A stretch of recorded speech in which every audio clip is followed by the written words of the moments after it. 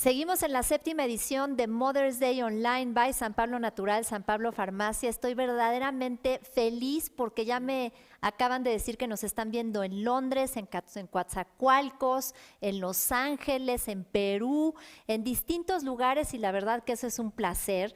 Y estoy más que contenta de darle la bienvenida a dos personalidades que yo admiro, que considero mis amigas también dentro de este grupo que hemos formado y que me están apoyando hoy para hablar de un tema que es bien importante, que tiene que ver con el tema de la violencia familiar. Con nosotros está Hilda Telles, maestra en Derechos Humanos y Democracia por la Facultad Latinoamericana de Ciencias Sociales, quien es defensora de los derechos humanos. Y por aquí está mi querida Mónica Garza, quien es periodista con más de 20 años de trayectoria y titular del noticiero Es de Mañana de ADN 40 y colaboradora de distintos medios de comunicación. Las dejo y muchísimas gracias por estar con nosotros. Gracias. Muchas gracias. Gracias.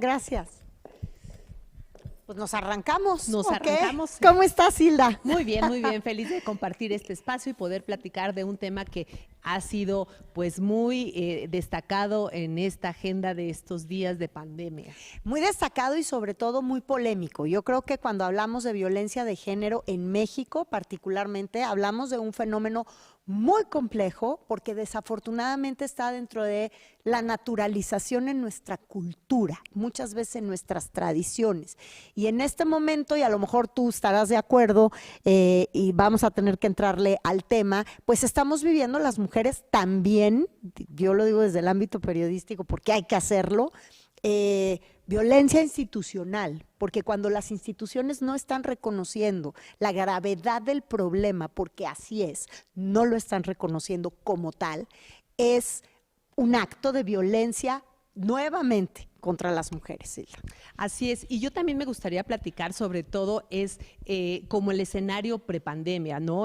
Cómo nos encontrábamos en el mundo y cómo nos encontrábamos en el mundo en América Latina y particularmente en México. Las condiciones de desigualdad estructural pues no sobrevienen en este momento se hacen más evidentes. Ya teníamos una historia muy larga, desafortunada a nivel mundial sobre un montón de situaciones de desigualdad, asimetrías inmerecidas, circunstancias que evidentemente tienen como resultado violencia para las mujeres. Entonces, en este escenario en el mundo, lo que podemos ver también es que cuando surgen situaciones como la que hoy estamos viviendo, esta pandemia, o cuando hay conflictos armados, o cuando hay desastres naturales, siempre, desafortunadamente, se recargan la mayor circunstancia de violencia contra las mujeres y las niñas. Entonces, esta característica ya la traíamos. Antes de que todo esto empezara, ¿cuáles eran algunas de las cifras? 243 millones de mujeres entre 15 y 49 años habían sido víctimas de violencia en el mundo. 137 mujeres son asesinadas diariamente en el mundo y, por ejemplo, ya hablando a nivel regional, menos del 40% de las mujeres que viven violencia la denuncian, menos del 10% acuden ante la policía a una autoridad para poder hacer evidente esta circunstancia. Entonces, México es uno de los países de América Latina, uno de los 14 países de América Latina que tiene más feminicidios en el mundo. Si pudiéramos hacer un gráfico, podríamos decir que 25 países ocupan el top de los feminicidios y los 14 países que más feminicidios tienen en el mundo están en América Latina. Desafortunadamente, México es uno de ellos. Entonces, así nos encontró la pandemia.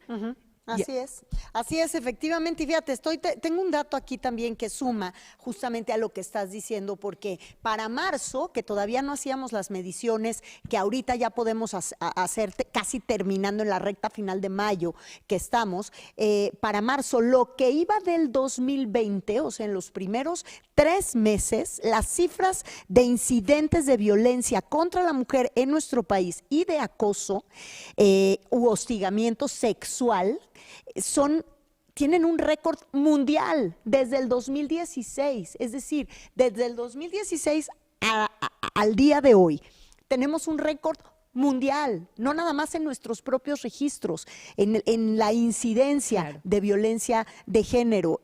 Yo quiero decirles que cada hora, mientras Hilda y yo estamos platicando, Cada hora, 115 mujeres en nuestro país están pidiendo ayuda. En este momento se están comunicando a cualquiera de los call centers, a los consejos ciudadanos en las distintas entidades, al 911, a la Cruz Roja, a los teléfonos, y eso si es que tienen acceso a la posibilidad de pedir ayuda, porque a muchas veces, aunque la tengan, no lo piden. Y hablábamos Hilda y yo hace un momento, antes de entrar al aire con todos ustedes, de la importancia que es la educación, empezando por lo más elemental, hacer una definición de lo que violencia es, porque lo que nos pasa en este país, a hombres y mujeres, no nada más a mujeres, pero sobre todo a las mujeres, es que hay muchas entidades, o México en general, que ha estado tan naturalizada la violencia, que muchas veces no identificamos, o muchas mujeres que están siendo violentadas, ya no identifican que están siendo violentadas. El 27% de las mujeres que no denuncian que están siendo víctimas de violencia de género, no lo hacen porque ni siquiera saben que lo que les están haciendo es violencia, porque no todo está centrado en los golpes. Hay otros tipos de violencias pasivas, veladas, psicológicas, que uno no, si no lo conoce, si no lo puede saber, no lo puede palpar, y entonces menos puede salir a defenderse, ¿no? Claro, y entonces sumamos eso a este escenario que estamos viviendo actualmente. ¿Qué es lo que resulta de las medidas de aislamiento, de estas medidas de restricción para que las mujeres podamos salir de manera pues cotidiana como lo veníamos haciendo? Pues evidentemente el principio de estar en un encierro, y muchas veces que en ese encierro lo estamos viendo viviendo con la persona agresora, origina estrés, origina también esta parte de falta de economía económica, de economía, de falta de ingresos, que se pueda tener esta libertad o posibilidad, porque también esto lo que ha ocasionado es la disminución en el acceso al empleo, o con modalidades que pueden resultar a veces incluso de explotación laboral, porque claro, bueno, pues te reduzco tu salario, claro, te voy quitando este tiempo, te pago la mitad, y entonces al final de cuentas es una suma de escenarios en este contexto que originan mayores circunstancias de violencia. El estar en un espacio donde también, si están a la mira del agresor, pues difícilmente van a salir a hacer una denuncia. Si también cuando se logra hacer una denuncia, una llamada, nos podemos encontrar ante un sistema de justicia que no necesariamente tiene la capacidad de respuesta inmediata, que si tú haces la llamada no vas a tener enseguida que esté el auxilio de la policía, o el auxilio de una fiscalía, o el auxilio inmediato de un refugio. Si no hay todo este contexto, sí estamos ante un escenario totalmente adverso, que de por sí ya lo estábamos viviendo de esa manera, pues ahora se incrementa, ahora se acentúa, y sí las posibilidades de violencia crecen también. Y en este encierro también estamos viviendo pues una mayor interacción a través de las redes sociales, a través de conectarnos por internet, y estas también, que pueden resultar vías virtuosas de comunicación, también se resultan en vías de violencia, porque a través de las redes sociales se viven situaciones de acoso, de extorsión, muchas circunstancias que también están violentando a las mujeres y que difícilmente pueden salir, y sobre todo a las de edad más joven, adolescentes, sí, niñas. que son las que están más conectadas. Así generalmente. Es un punto medular el que estás tocando, Hilda, en este momento, porque a veces pareciera que la violencia virtual no es real. Todo lo virtual también es real, y también la violencia virtual es real, y a partir de eso es que se genera la hoy conocida como Ley Olimpia. Después de un debate legislativo intensísimo, finalmente este año los legisladores llegan en varias entidades, o bueno, prácticamente creo que ahora ya es en todo el país, donde está siendo sancionado con años de cárcel, 6 años de cárcel si no me equivoco, a cualquier persona que se demuestre que ha violentado virtualmente, es decir, el ciberacoso, que es la violencia virtual. Si alguien incurre en ciberacoso y la denuncia se da en tiempo y forma, el violentador tiene que ser sancionado con cárcel. Y las niñas, las adolescentes, digo, también los mayores y todos aquellos que tengamos acceso a las redes sociales o al internet, pero sobre todo las jóvenes y sobre todo, Hilda, en este momento, porque ¿qué es lo que pasa? Estamos utilizando internet en el doble o triple de nuestra capacidad de utilizar internet. ¿Por qué? Porque está en este momento tiempo de confinamiento, porque estamos haciendo el trabajo en casa, porque estamos pidiendo todo a domicilio, porque estamos metidos en las redes sociales mucho más tiempo de lo normal, y entonces están las personas que son grupos vulnerables expuestos doblemente a eso. Y el hecho de que ocurra de forma virtual no significa que no ocurra. Hay leyes, hay manera de defenderse, es muy importante denunciar y es muy importante también saber que una agresión, un insulto, un bullying cibernético es un acto de violencia serio que puede ser penado. Y hay que denunciar. Y hay que denunciar. Y aquí también a mí me gustaría, que es uno de los temas que trabajo con mucha pasión, que tiene que ver con las situaciones de discriminación, es también enfocar que la violencia se vive de manera diferenciada, y también decir, no me gusta hablar solamente de una violencia, porque hay muchas violencias.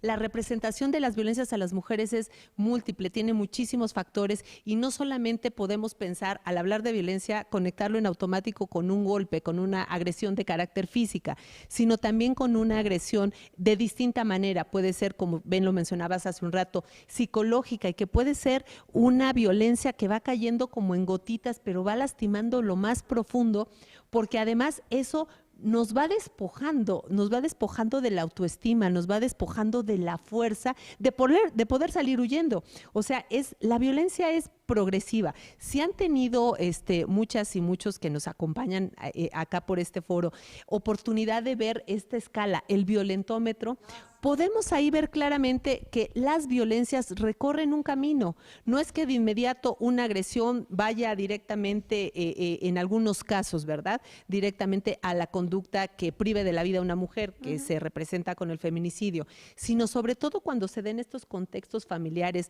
con las parejas, con alguien cercano, van ocurriendo como una pequeña escala. Y entonces, ¿cómo nos podemos cómo podemos ir identificando estos espacios y estas escalas y estas cosas que a veces empiezan con microviolencias?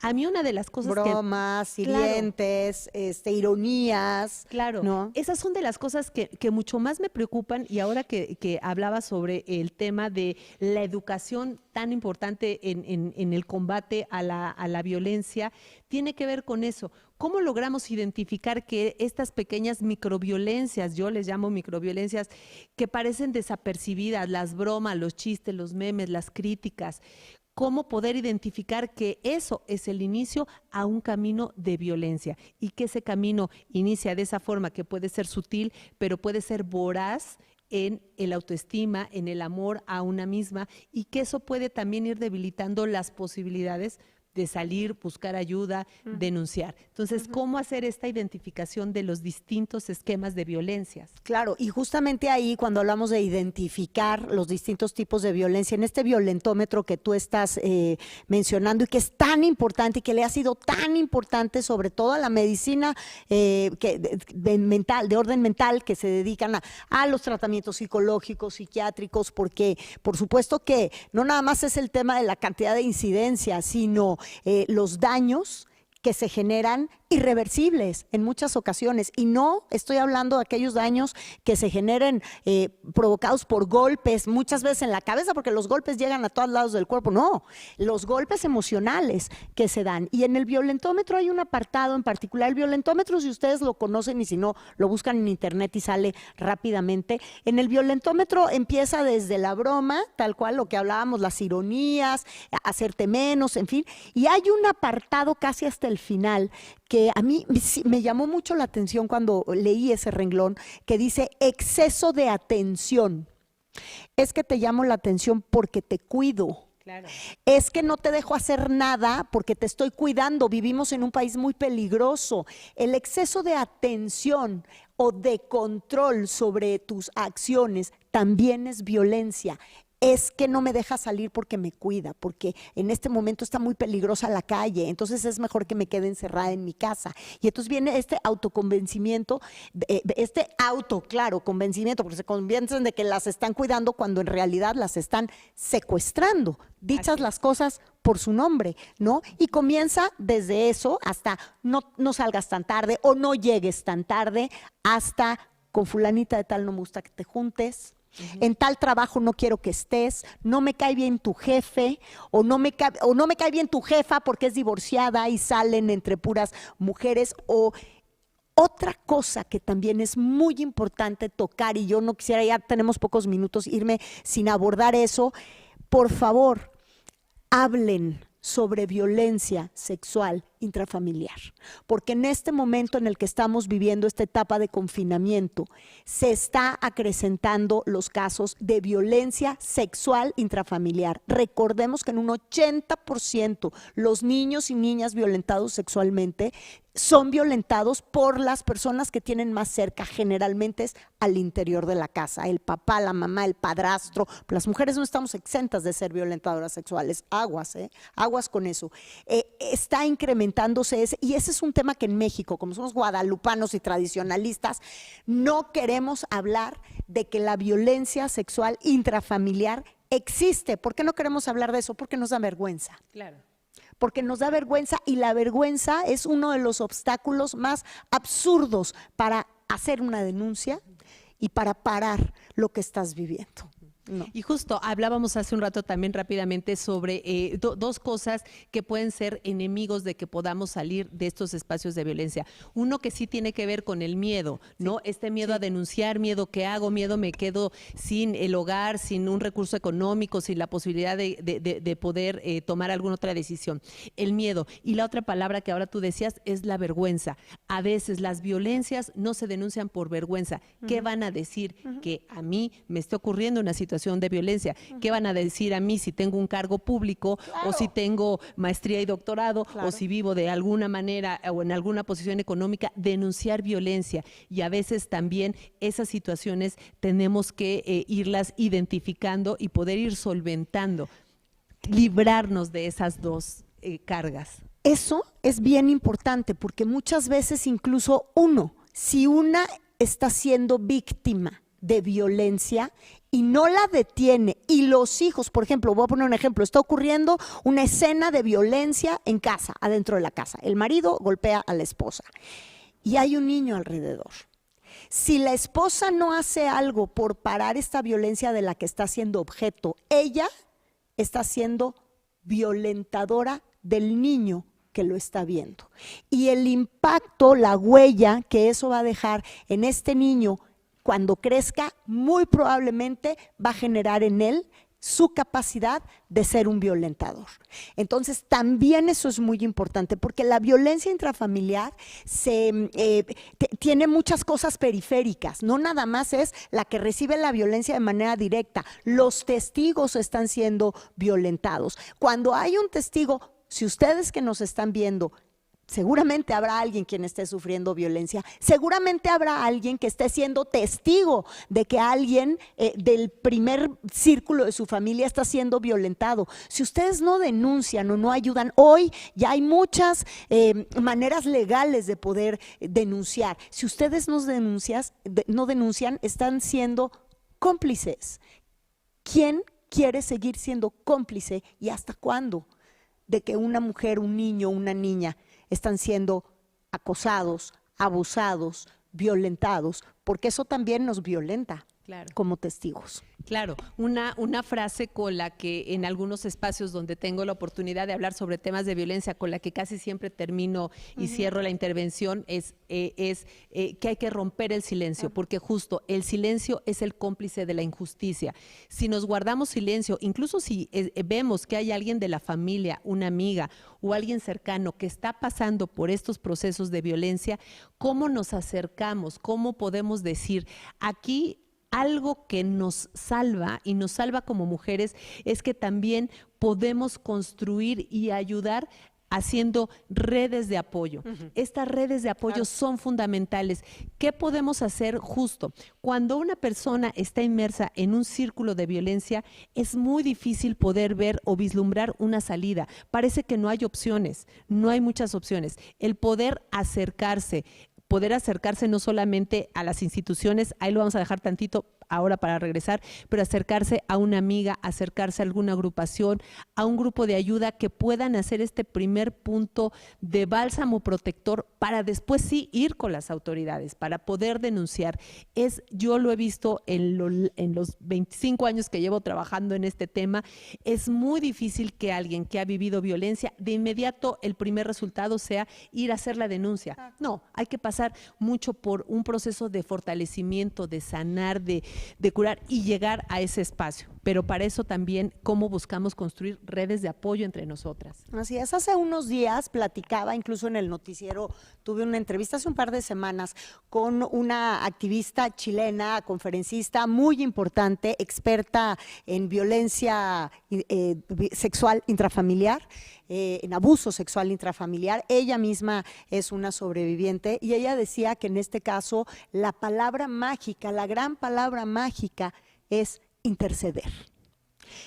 Uno siempre está buscando, cuando alguien es víctima de esta violencia, que alguien interceda por el miedo que se tiene a la denuncia, por la vergüenza que se tiene a reconocer, sobre todo en este momento, ¿no? O sea, en este momento donde las mujeres se supone que estamos más empoderadas, donde se supone que las mujeres ya no somos tan permisivas de muchas cosas.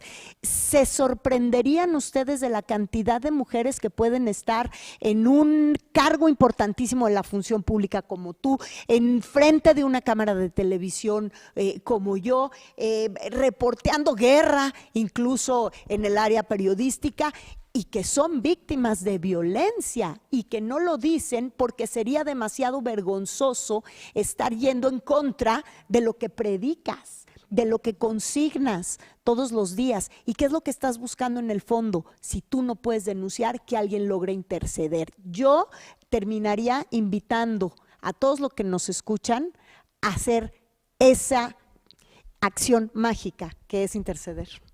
Y bueno, pues también igual cerrar con esta parte de que debemos indignarnos, o sea, también tener esa capacidad de indignarnos. Si vemos una situación de violencia, si vemos un chiste que lastime, si eso, poder parar.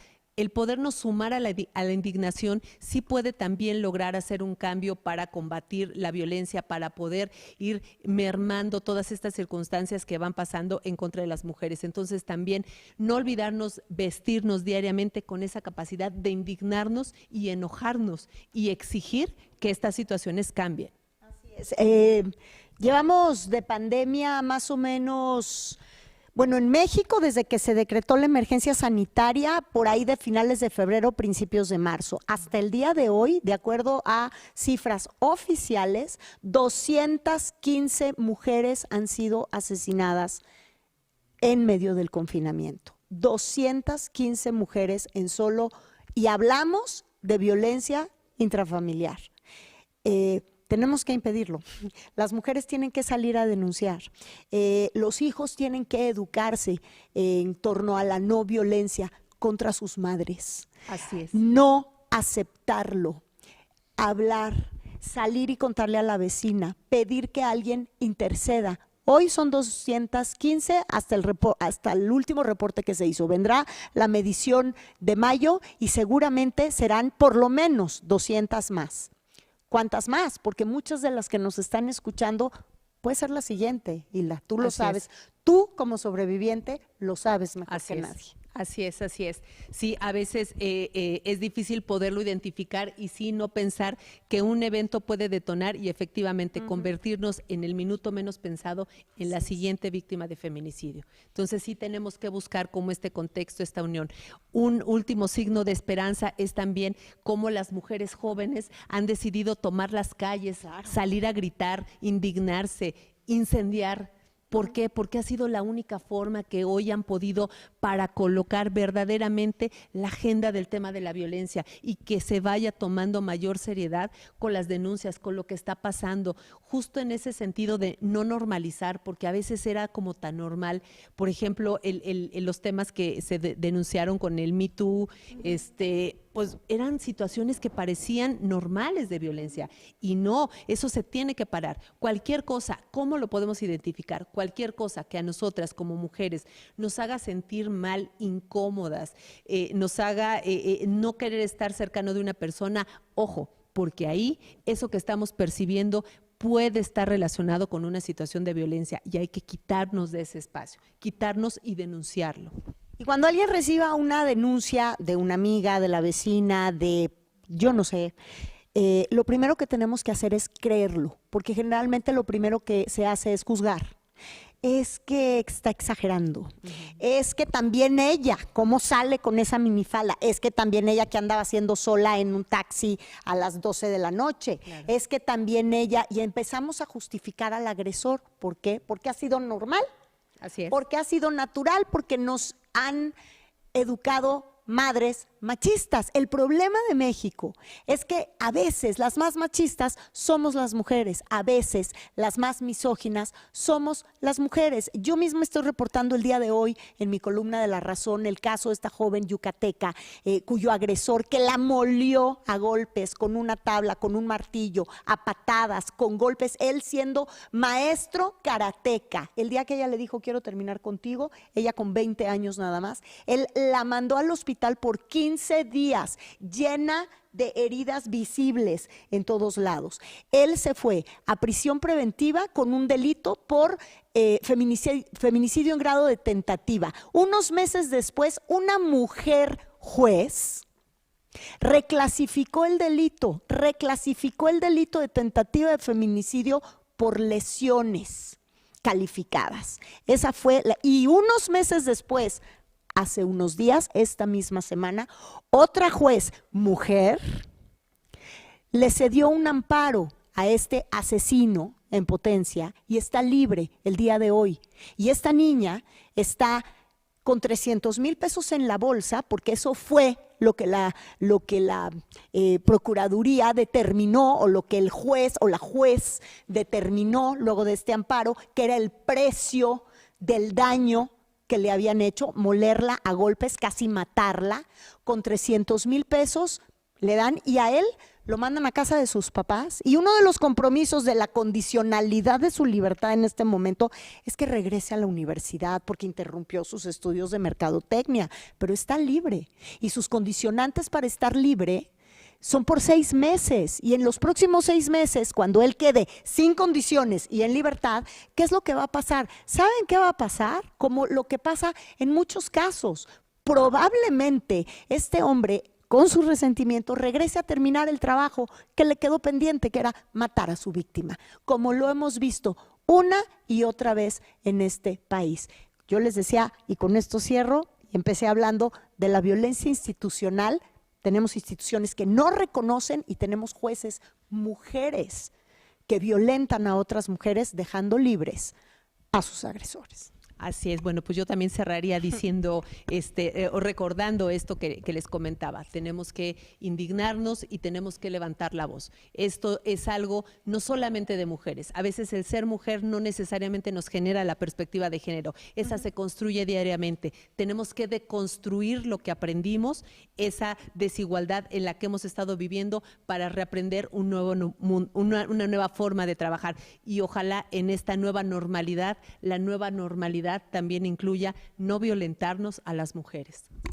Muchísimas gracias. Qué honor y qué gusto y qué privilegio enorme compartir contigo esta mañana. Gracias, Silvia. También, querida Mónica, y muchísimas gracias. Gracias por la oportunidad de estar con todas y todos ustedes.